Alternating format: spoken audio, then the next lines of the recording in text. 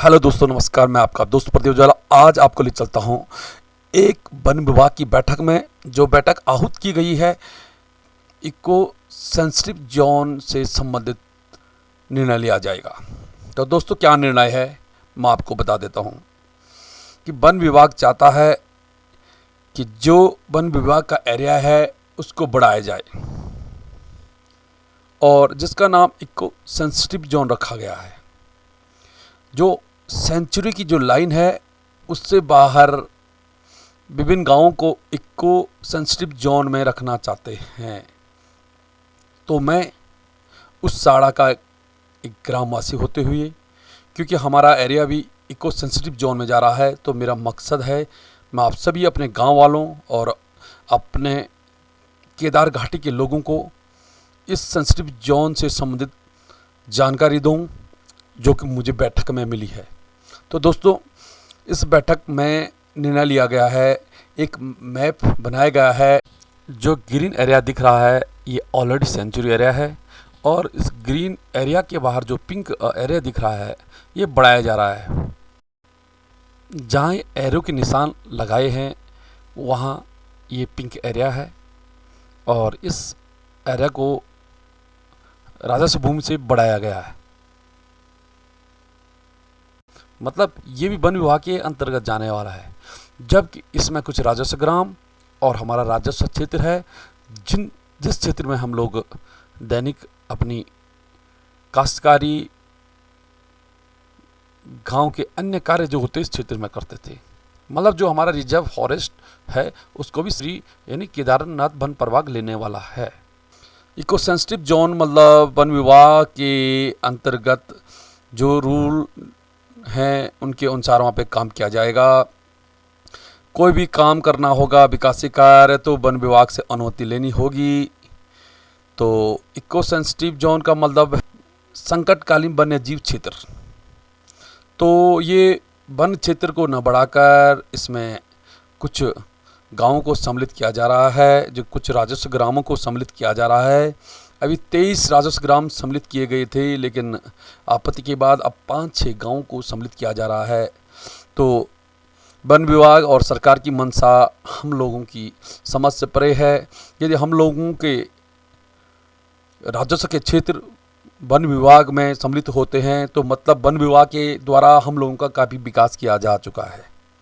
लेकिन अगर वन विभाग की बात करूं तो वन विभाग हम पहाड़ी लोगों के जीवन में अड़ाता है कि आज तक गोंडार गांव में न तो लाइट जा सकी और न ही सड़क। तो दोस्तों, जब पूरे गांव के लोग बिना रोड के 8-8, 10-10, 15-15 किलोमीटर पैदल जाते हैं और यहाँ पे वन विभाग का नियम हमें काम करने नहीं देता है। और आज जो हमारे पास राजस्व भूमि है उस भूमि पर यदि वन विभाग अपना अधिकार जमाता है तो दोस्तों हम लोगों का यहाँ जीना मुश्किल हो जाएगा, मुझे लगता है। और मेरा एक इस क्षेत्र के निवासी होते हुए मेरे सभी लोगों से निवेदन है, आज 23 फरवरी को फिर से वन विभाग की मीटिंग है। आप लोग आएँ, अपना सुझाव दें। अगर ज़बरदस्ती वन्य जीव संकट काल क्षेत्र अगर हमारे इस राजस्व भूमि को किया जाएगा तो हम सभी लोगों को आगे आना होगा और इसके लिए लड़ाई लड़नी होगी। नमस्कार दोस्तों, धन्यवाद। आशा है कि आप लोग सभी आएंगे, अवश्य आएंगे। ज़रूरी है कि हम लोगों का एक जनहित का मुद्दा है और उनका कहना है कि यदि मैं वन विभाग की मीटिंग में गया था, वो कह रहे थे यहाँ पर्यटन बढ़ेगा। पर्यटन हमारा नंदी कुंड बुग्याल आपने बंद कर दिया, काचिनी ताल बंद कर दिया, पनपतिया बंद कर दिया, बिसड़ी ताल बंद कर दिया, जाने नहीं देते हैं ट्रैकरों को। तो अब आप यदि विकास करना चाहते हैं आप पहले वहाँ का करें। अगर आप वहाँ का विकास हो जाता तो फिर कर दो, हमें कोई दिक्कत नहीं है, इस क्षेत्र को ले लो। तो ठीक है दोस्तों, नमस्कार, धन्यवाद। मैं आपका दोस्त प्रदीप ज्वाल। चलो मिलते हैं आज बैठक में। तो हमारे चुपता क्षेत्र की जो पूरी इकोनॉमी डिस्टर्ब हो जाएगी सर। क्योंकि अगर आप बोलते हैं विकास होता है तो सर मैं आपसे क्वेश्चन करना चाहता हूँ, अगर विकास होता है तो अब आपके एसडीओ से जब मेरी बात होती है वो क्या बोलता है, forest area is non tourist activities area. आप बोलते हैं टूरिस्ट विकास होगा, पर्यटन विकास और वन विभाग से मैं बात करता हूं तो बोलते हैं कि पर्यटन विभाग अलग है, वन विभाग अलग है, और तुम पर्यटन से संबंधित एक्टिविटी आज वन विभाग में नहीं कर सकते। पहले साल हमने वहाँ पे एक प्रोग्राम करवाया था सर, तो हम वहाँ पे जो स्नो स्की कराते सर, स्केटिंग वगैरह कराते तो वो स्नो एरिया में होती है, लेकिन वन फॉरेस्ट एरिया में हमको अनुमति मिलने में बहुत दिक्कत होती है सर। मैं आपसे एक छोटी सी बात करना चाहता हूँ सर, आप बोलते हैं वन विभाग से अनुमति लेनी पड़ेगी, अगर ये हम वन विभाग से अनुमति गोनार जैसे गाँव के लिए रोड और बिजली के लिए अनुमति नहीं ले पाते हैं सर, क्या छोटे मोटे काम के लिए अनुमति ले पाएंगे? ये बहुत बड़ा क्वेश्चन है सर। सर एक और बात बताना सर, अगर आप चाहते हैं अगर हमारा टूरिस्ट बढ़े तो हमारे पास बिस्कुटी ताल है सर, वासुकी ताल है। मैं आपको बता देता हूँ पनपतक आज का जो टूरिस्ट जा रहा है सर वो केदारकांठा जा रहा है सर, आप पीछे से जा रहे हैं सर, वहाँ का टूरिस्ट बढ़ा, हमारा टूरिस्ट कम हो रहा है। हमारे पास आज बिस्कुटी ताल कोई भी टूरिस्ट नहीं जाता सर, हमें वहाँ पे अगर हमारा 10 आदमी का ग्रुप जाता है सर, हमें ले जाने के लिए बहुत बड़ी दिक्कतें होती है सर यहाँ से। तो मैं आपसे रिक्वेस्ट करता हूँ सर, प्लीज़ आपसे रिक्वेस्ट कर रहा हूँ, आप एक ऑनरेबल युवा हैं और मैं भी युवा हूँ, मैं यहाँ का फ्यूचर देखते हुए आपसे एक रिक्वेस्ट करूँगा, आप ऐसे करें कि थोड़ा सा चोपता का जो हमारा क्षेत्र उसको छोड़ दें और थोड़ा सा ट्रैकिंग के लिए हम चाहते हैं वन। मैं सर एक स्टूडेंट रहा हूँ, जोग्राफी इकोलॉजी जानता हूँ, लेकिन मैं चाहता हूँ इकोलॉजी बरकरार रहे और यहाँ का जो युवा मर रहा है सर, हम बहुत सारी मीटिंग में जा रहे हैं लेकिन इन युवाओं का दर्द कोई नहीं देख रहा है, सिर्फ गवर्नमेंट की पॉलिसी चले सर। तो मैं आपसे रिक्वेस्ट करूंगा, आप हमारा भी दर्द देखो, वन विभाग भी रहना चाहिए, फॉरेस्ट भी रहना चाहिए, लेकिन सर मेरा इसके पीछे एक दर्द है सर, मैं चाहता हूं हम वन विभाग को बचाएं, जब वन रहेंगे तो हमारा पर्यावरण रहेगा सर, और हम चाहते हैं रहे, लेकिन थोड़ा सा हम लोगों को रहने दें सर, और इकोलॉजी में हम आपके साथ में रखें, और जो टैक्स मिलता है गवर्नमेंट वन विभाग को हम टैक्स देंगे सर, वन विभाग को पैसा मिलना चाहिए, क्योंकि वन विभाग एक सशक्त रहेगा तो हमारे जंगल बचेंगे सर। और सर प्लीज़ हमारी रिक्वेस्ट है आप थोड़ा सा उसको बचाएं सर, और इससे संबंधित अगर आपसे बात करनी है, अगर कुछ सुझाव, अगर आप मुझे कुछ राय देना चाहते हो मिल सकता हो सर। थैंक यू सर, बहुत जरूरी है सर। विधानसभा क्षेत्र केदारनाथ वन्यजीव प्रभाग के प्रभागी वनाधिकारी महोदय, इस सभा में उपस्थित समस्त जन प्रतिनिधि एवं हमारे वन प्रभाग एवं ऊखीमठ वन क्षेत्र के समस्त कर्मचारी एवं अधिकारियों को मेरा अभिनंदन। आज यहाँ पे जो हम लोग यहाँ पे एकत्र हुए हैं, इसका मुख्य उद्देश्य है केदारनाथ वन्यजीव अभयारण्य जो हमारा है उसका पारिस्थितिकी संवेदनशील क्षेत्र जो घोषित होना है उसका एक प्रस्ताव तैयार करना है। उस प्रस्ताव तैयार करने के लिए जनप्रतिनिधियों की और जनसभा में हमें लोगों के परामर्श लेने हैं, और उस परामर्श के लिए हम यहाँ पे एकत्रित हुए हैं।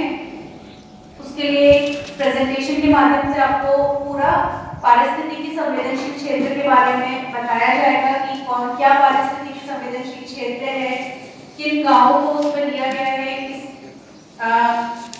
अभयारण्य के चारों ओर कौन सा क्षेत्र उसमें आ रहा है, उसके क्या फायदे हैं, क्या नुकसान है। उसके बाद आप लोगों को अपना परामर्श देना है उस समय। और माननीय वन संरक्षक जी के संबोधन से पहले मैं मंच पे आमंत्रित करता हूँ प्रधान चौमासी मुलायम सिंह तिंदुरी जी को कि आप पंचायत प्रतिनिधियों की तरफ से, वन पंचायत सरपंचों की तरफ से, आम जनता की तरफ से माननीय अतिथियों का आभार व्यक्त करने का कष्ट करेंगे। मुलायम सिंह तिंदुरी प्रधान चौमासी।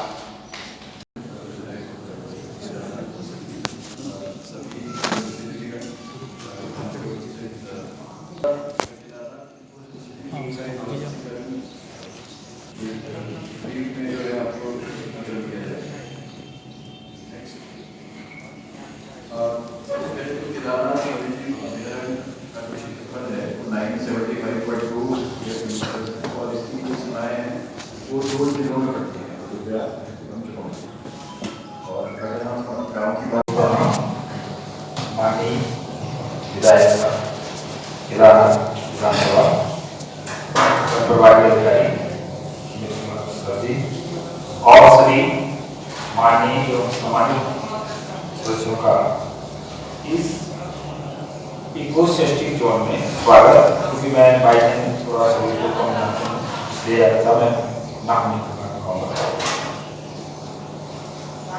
इकोसिस्टम जोन आपके लिए भी एक नया शब्द है, और यही इकोसिस्टम जोन पहले भारत में पवन के नाम से जाना जाता था और इसके पीछे क्या विचार रहा है, क्योंकि इससे आपको लगेगा कि कहीं हमारे लिए लाभ है या बहुत हमारे लिए परेशानी न हो, हम कहीं अपना विकास न कर पाए। और अब विकास के क्रम में ये बात इस प्रकार से इसमें ऐसा कोई नेगेटिव नहीं है, जो भी है क्षेत्र की जनता के लिए विकास के लिए बहुत उत्तम ये गुलाबी के बीच में, और इस इलाके को ये सब हटा है। बताइए ये E21 तो कौन सा गाँव है, ये बताइए आपको। मुझे लग रहा है उसको गाड़ा होगा ये लोगों को नहीं होंगे, ये लोगों को नहीं होंगे, उसारा लोगों की होंगे आ रही है, उसारा होगी ना यहाँ पर भी कहाँ आ जा चला। तो ये वाला लगने का ये है कि प्रस्ताव हैं इन गाँवों को 23 गाँव में से जो 19 में सम्मिलित हो गए 5 गाँव, 5 गाँव को बोलते ये वाला E21 में निकल के ये वाला इलाका, इसमें बनियापुर चट्टी, कोटा चट्टी, भुरकना चट्टी, जलियापुर चट्टी और पांगरवासा चट्टी, जिसमें से भुरकना और पांगरवासा हमारे जिले में है। ये जलियापुर, कोटा और पांगरवासा ये जगह से मक्कू का पार्ट है। मक्कू क्या है, कोई मक्कू प्रधान जी नहीं है आज, मक्कू और पंचायत सरपंच जी नहीं है, आपको उसको दिखाई दिया था मक्कू आपने ये। लेकिन इस पांच गाँव में सुगुनी की दोनों अलग आती है, क्योंकि हम विधान विधायक सभी जगह के उत्तराखंड विधानसभा में विधायक हैं। जी जी जी हैं वो इलेक्शन की राजनीति की बात है। तो पांगरवासा और भुरकना वाला रखे नहीं रख दीजिए, पांगरवासा के दो पर दोनों मंडल लोगों को पर दोनों ये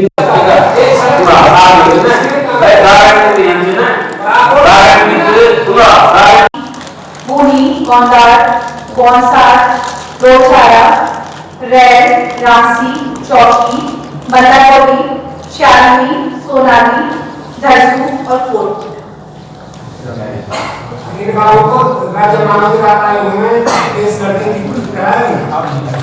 करके अभी 5 गाँव कर दिए गए हैं। अंतिम रूप से अंतिम 5 गाँव जो है ये जो आपने जो अभी बताया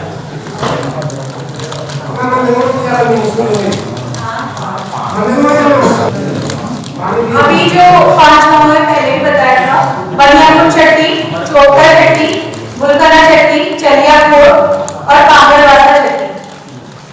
ठीक है, सवाल उससे हटा के उसमें भी हो जाएगा। लेकिन उन लोगों की जरूर आप लोगों की बात सुने, क्योंकि हित किसके प्रभावित हो रहे हैं, बगल वालों के आप करके बनाओ हैं, जो हम दोनों तरफ से क्या गारंटी दे उनकी क्या समस्या है, लेकिन मोटी मोटी बात अंतर्राष्ट्रीय कर रहे हैं। और हमारे समस्त प्रतिनिधिगण, प्रधानगण, सरपंच और समाज मैं ये आज हमारे प्रतिनिधि में जो भी समस्याएं रखी हैं क्षेत्र की, उनका जल्द से जल्द आप समाधान करेंगे। और हमारे माननीय विधायक जी कहीं तय करा चुके हैं, और मैं सर आपसे ये जानना चाहूंगा कि उत्तरकाशी में इतने जरूर जानना चाहूंगा, अभी नहीं एक नेक्स्ट मीटिंग में सारे प्रतिनिधियों के साथ सबको विश्वास में लेकर पूरे क्षेत्र के जितने भी प्रतिनिधिगण हैं, प्रधान हैं, सरपंच हैं, आप एक बैठक और करवाइए और सबको विश्वास में लेके सबकी समस्याओं को समझ के फिर एक बैठक करवा फिर इसका अपने तरीके चाहिए। और मैं समस्त जनप्रतिनिधियों का एक बार में स्वागत करता हूं और इस बैठक की समापन की घोषणा करता हूं। धन्यवाद।